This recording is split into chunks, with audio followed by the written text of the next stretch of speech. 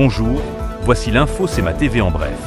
À l'occasion de la Journée mondiale de la prévention du suicide qui se tiendra le 10 septembre prochain, l'Ancre, le Trait d'Union et le CIS de Chaudière-Appalaches invitent la population à participer à l'événement Ravive ta flamme, qui aura lieu au pavillon communautaire Espace Citoyen de Montmagny. Le film documentaire « Des vies à vivre » sera d'ailleurs présenté de 10h à 19h à la salle François Prévost. Plusieurs membres de la distribution du film seront parmi les panélistes invités.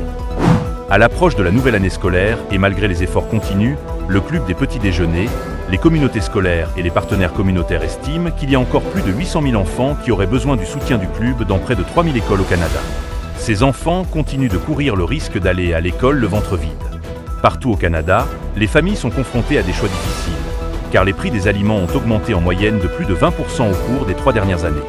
Le Club des petits déjeuners est le seul organisme national de livraison de repas dans les écoles au Canada.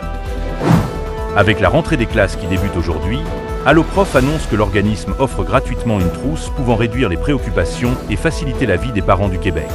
Permettant de gagner du temps, ce nouveau guide pratique comprend les meilleurs outils pour établir une routine efficace, des trucs pour faciliter les transitions scolaires, ainsi qu'un résumé de tous les services gratuits offerts par Alloprof pour les familles québécoises.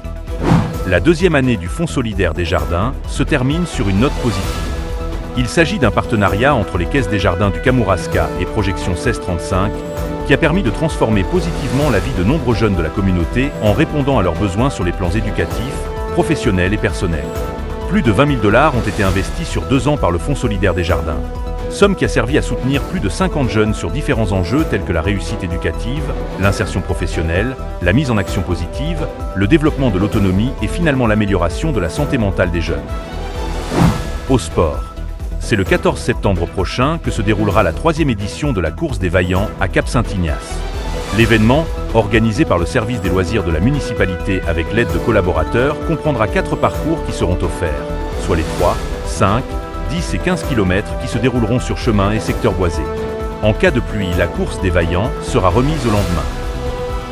Pour plus d'informations, visitez le cematv.ca ou suivez le fil Twitter X de CEMA TV.